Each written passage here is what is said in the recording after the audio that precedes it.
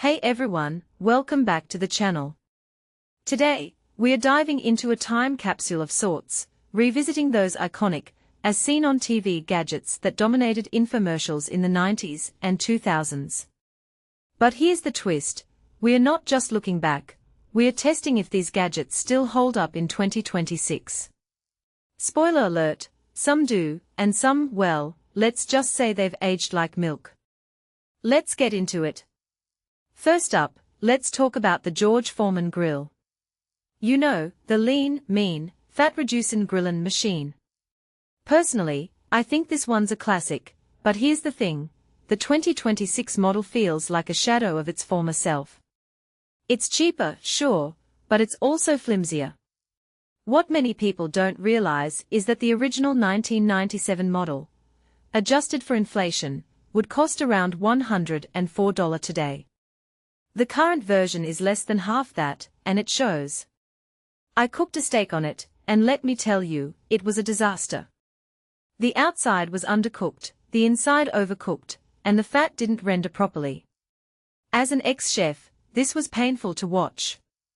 If you take a step back and think about it, the whole fat-reducing gimmick feels so 90s. Fat isn't the enemy, folks. This raises a deeper question. Why are we still buying into these outdated ideas? In my opinion, this grill is a hard pass. Stick to a cast iron skillet for better results. Next, let's talk about the pocket hose. Remember those high-energy infomercials? This hose promised to grow and shrink with water pressure, and honestly, it delivers. What makes this really interesting is how practical it is. I used it to clean my motorcycle, and it was a game changer.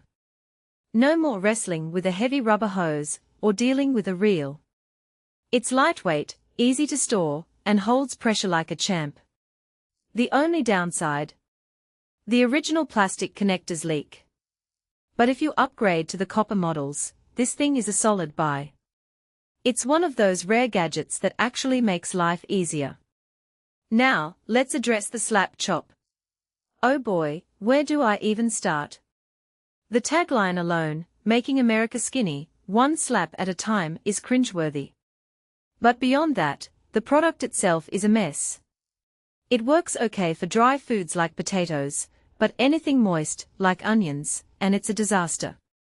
The blades get clogged, the food flies everywhere, and the results are uneven. What this really suggests is that sometimes, the old-fashioned way, using a knife, is still the best way. Sure, it's faster for some tasks, but for $25, you're better off getting an electric dicer. This one's a relic of a bygone era.